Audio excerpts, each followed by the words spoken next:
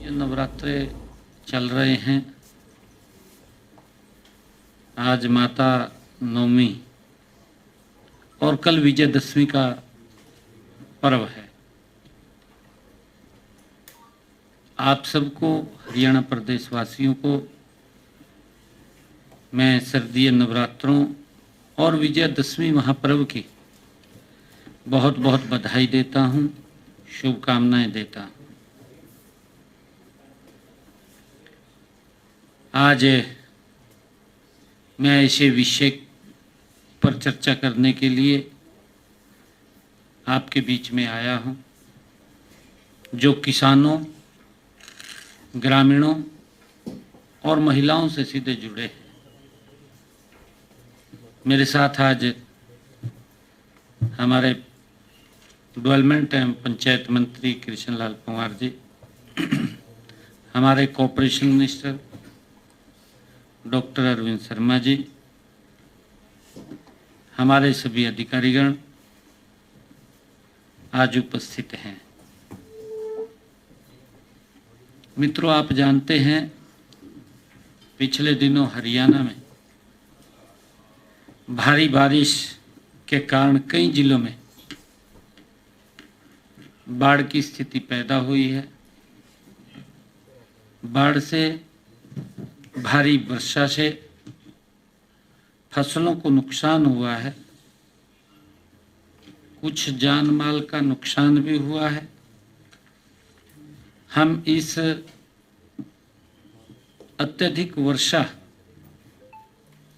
और बाढ़ से प्रभावित किसानों व अन्य लोगों के साथ हरियाणा सरकार मजबूती से खड़ी है।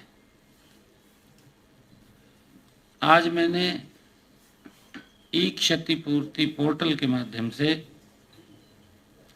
जो भारी वर्षा के कारण घरों, घरेलू सामान और पशुओं की हानि हुई है, उसके लिए 2386 जो लोग इफेक्ट हुए हैं उनको मुआवजा के तौर पर 4,72,06,000 रुपये की राशि आज उनके खातों में पहुंचाई गई है।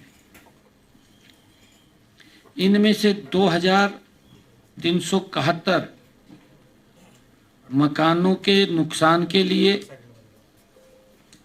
4,67,75,000 रुपये,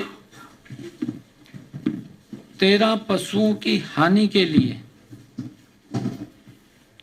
4,21,000 रुपये, 2 घरों में सामान खराब होने पर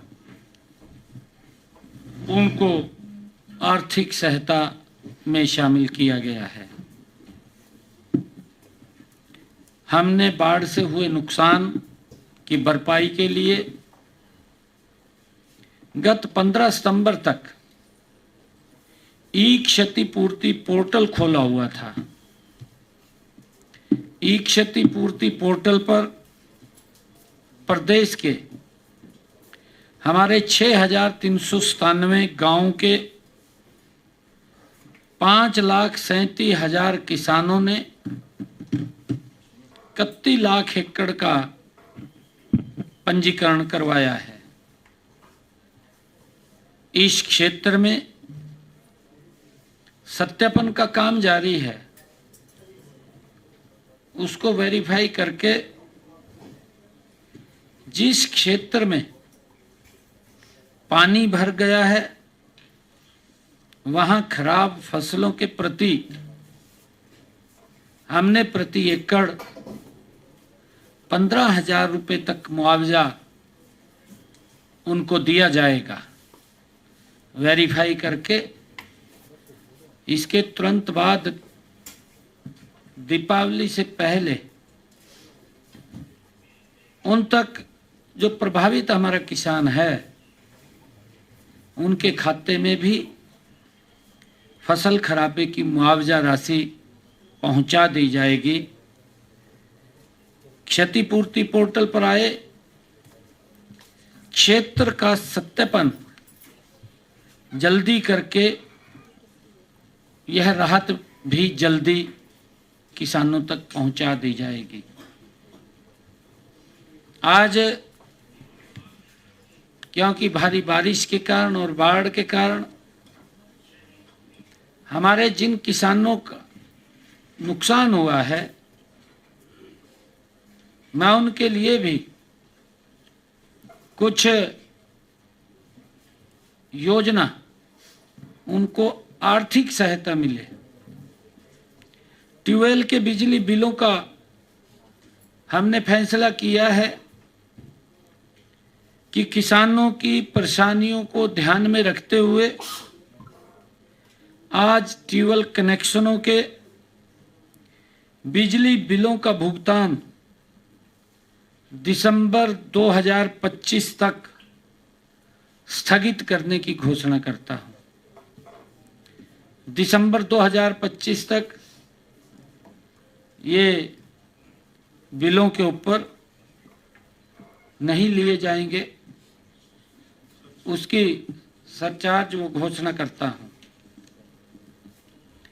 जिन बिलों का भुगतान जुलाई 2025 तक किया जाना था, वे अब जनवरी 2026 से किसी भी अतिरिक्त शुल्क के बिना दे होंगे।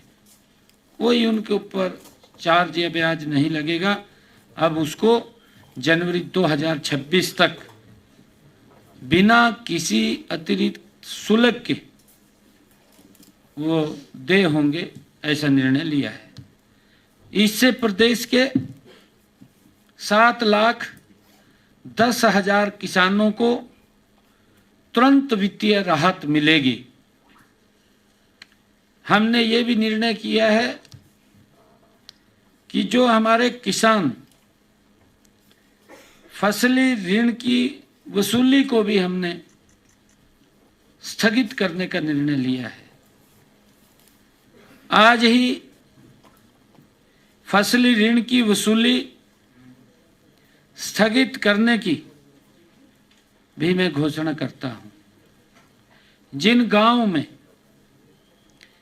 गांवों में भारी बरसात या बाढ़ के कारण 50% से ज्यादा फसलों का नुकसान हुआ है, उन गांवों के ऋणी किसान का फसल खराबा 33% या उससे अधिक हुआ है। ऐसे गांव के किसानों द्वारा सहकारी समिति के लिए खरीफ के चालू फसली ऋण की वसूली स्थगित की जाती है। इन किसानों को रबी फसल के लिए फसली ऋण भी उपलब्ध करवाया जाएगा। ये नहीं है कि अगर उनको कोई ऋण, अगला फसली ऋण लेना है तो ले भी सकेंगे।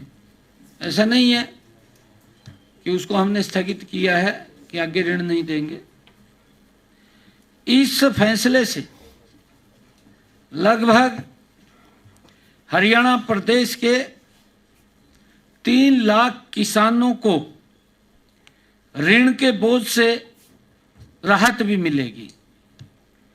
इसके लिए हम पूरे राज्य में इसका सर्वे भी करवा रहे हैं। मैं आज राज्य में धान की खरीद हर वर्ष 1 अक्टूबर से होती थी। किसानों की मांग पर हमने ये निर्णय किया, क्योंकि हर बार हमारा किसान ये चाहता था कि हमारी फसल जल्दी आ जाती है। उसको मैं भी समझता था, पिछले दिनों आदरणीय केंद्रीय मंत्री जी प्रहलाद जोशी जी से हम मिले और हमने कहा कि हमारे यहाँ किसान आलू की खेती करता है, जल्दी फसल आ जाती है, हमें उसकी परमिशन दी जाए जल्दी परचेज की। हमारी इस बात को आदरणीय प्रहलाद जोशी जी ने स्वीकार किया और हमें 1 अक्टूबर की बजाय 22 सितंबर से ही धान की खरीद का हमें अधिकार दे दिया। 22 सितंबर से ही हमने बाजरे की खरीद 23 सितंबर 2025 से उसको आरंभ की है। राज्य में 30 सितंबर तक धान की 5 लाख मीट्रिक टन आवक हुई है। 30 सितंबर तक, अभी कल तक 5 लाख मीट्रिक टन की आवक हुई है। इसमें से 3,58,000 मीट्रिक टन खरीदी जा चुकी है, जो आई है, क्योंकि मॉइस्चराइज के कारण थोड़ा देरी हो सकती है, ज़्यादा मॉइस्चराइज होगा, परंतु उसमें से 5 लाख मीट्रिक टन में से 3,58,000 मीट्रिक टन खरीद ली है और किसानों के खातों में लगभग 109 करोड़ रुपया उस खरीदी का पहुंचा भी दिया है। 109 करोड़ रुपया हमने किसानों के खाते में पैसा भी पहुंचा दिया है। और इसी तरह 187.30 मीट्रिक टन बाजरा खरीद संस्थाओं द्वारा 4,970 मीट्रिक टन बाजरा व्यापारियों द्वारा खरीदा गया है। हम किसान को बाजरे के एमएसपी 2,775 रुपये प्रति क्विंटल की अदायगी सुनिश्चित कर रहे हैं, सरकार सुनिश्चित कर रही है। राज्य की खरीद संस्थाओं द्वारा जिस भाव से बाजरा खरीदा जा रहा है उससे शेष भरपाई हरियाणा सरकार कर रही है। मान लिया जो बाजरे का एमएसपी 2,757 रुपये है, मार्केट में वो 2300 रुपये जाता है, तो ऊपर की भरपाई हरियाणा सरकार किसान के खाते में जो ही उसका फार्म कटेगा उसके खाते में हम पहुंचा देंगे। उसकी भरपाई करने का काम हरियाणा सरकार कर रही है। और यदि किसी किसान भाई का बाजरा किसी कारण, क्योंकि भारी बरसात हुई है, खराब होने की वजह से व्यापारियों द्वारा कम मूल्य पर खरीदा जाता है, तो उस स्थिति में भी हम किसानों को उस दिन की निर्धारित भावांतर दर की राशि का भुगतान करेंगे जिस दिन वो खरीदा जाता है।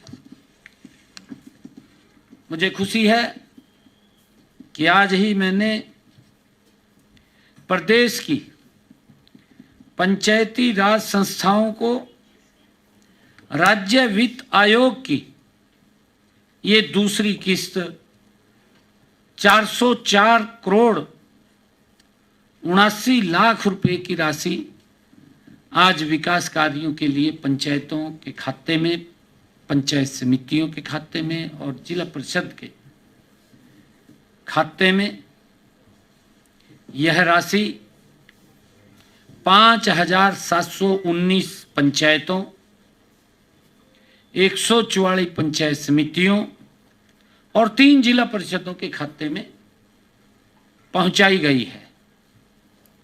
हमारी सरकार का संकल्प है आदरणीय नरेंद्र मोदी जी की सरकार का ये संकल्प है कि गांव में विकास की जो गति है निरंतर बनी रहे। आज जो शहर की सुविधाएं हैं वो भी गांव के अंदर आज उपलब्ध हो रही हैं। ये हमारी सरकार का कमिटमेंट है। मैं ये भी बताना चाहूँगा कि हमने पिछले 4 सालों में पंचायती राज संस्थाओं को पिछले 4 सालों में 3,700 करोड़ रुपए की राशि विकास कार्यों के लिए पहुंचाई है। इनमें से 3,300 करोड़ रुपए सीधे गांव के विकास कार्यों पर खर्च हुए हैं। ये आंकड़े ये इस बात का प्रमाण है कि सरकार का हर पैसा गांव के लोगों का जीवन स्तर सुधारने में लग रहा है। ये इस बात का गारंटी है। हमने 73वें संविधान संशोधन की भावना को ध्यान में रखते हुए पंचायती राज संस्थाओं को अधिक अधिकार, अधिक संसाधन, अधिक जिम्मेवारी सौंपने का निर्णय किया है। हमारा मानना है कि स्थानीय स्तर पर निर्णय लेने की क्षमता जितनी मजबूत होगी, विकास का परिणाम उतना ही प्रभावी होगा। ये हमारा मानना है। मुझे आज बताते हुए, क्योंकि हमारे विपक्षी दल इधर उधर की बातें करते रहते हैं, सुझाव तो कोई अच्छा देते नहीं, बस क्रिटिसिज्म में लगे हुए हैं, अपनी राजनीति चमकाने में लगे हुए हैं। कोई बोलता है कहा ये लड्डू नहीं लड्डू है। हाँ भाई लड्डू है, ये लड्डू है जो हर महीने मिलेगा, हर महीने मिलेगा। विपक्षी दलों को तो पीड़ा हो रही है। पीड़ा इस कारण हो रही है, कांग्रेस ने झूठे वायदे किए। हिमाचल में सरकार, कर्नाटक में सरकार, तेलंगाना में सरकार, कांग्रेस झूठ बोल करके सत्ता में आ गई। परंतु हमारी बहनें आज भी देख रही है कि मिलेगा कुछ, पर लड्डू अपने आप खा जाते हैं, वो किसी के लिए नहीं छोड़ते। ये कांग्रेस के डीएनए के अंदर है, ये कांग्रेस के नेचर में है। झूठ बोल करके वोट तो ले लेते हैं, परंतु सुविधाएं नहीं देते, सुविधाओं के नाम के ऊपर शोषण करते हैं। और यही हाल पंजाब में किया, पंजाब में भी यही हाल किया। क्योंकि इसलिए किया, वो दोनों के दो इंडी गठबंधन के लोग हैं, एक थाली में बैठ करके भोजन करते हैं, अंदर बाहर लोगों को दिखाते हैं कि मैं इसका विरोधी हूं, मैं इसका विरोधी हूं, पर अंदर एक जगह बैठे हैं। एक जैसी सोच है, एक जैसी नीति है, एक जैसी नीयत है इन गठबंधन के लोगों की। ये कहां देंगे? ये तो वोट लेना जानते हैं, फिर उसमें से लोगों का शोषण करते हैं, तड़पते रहते हैं लोग। ये कहने ने तो बड़ी वीडियो वायरल हो रही है, पंजाब के मुख्यमंत्री की ट्रोल की है लोगों ने, पंजाब के लोगों ने की है बहुत ज्यादा। वोट लेने के समय क्या क्या बोल रहा है, वो सब बातें पंजाब के लोगों के पास पहुंच रही हैं। परंतु एक कहावत मेरे याद आ रही है, कहें तो सुनाई दूं।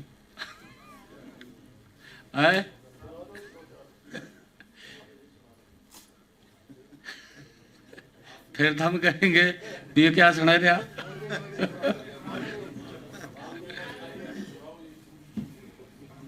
एक व्यक्ति था, वो गया गंगा जी में स्नान किया, गंगा जी से प्रार्थना की कि मेरे को एक शंख दे दे, ऐसा शंख दे भी जो भी मैं कहूँ वो आ जाए। जब उन्हें तपस्या करी, उनने संक दे दिया, उनने कह दिया भी एक ही है और नहीं है, कभी बाद में कहे। जितना मांगेगा उतना दे देगा। वो लेकर चल दिया। अगले दिन सवेरी सवेर रास्ते में कहीं रुकिया,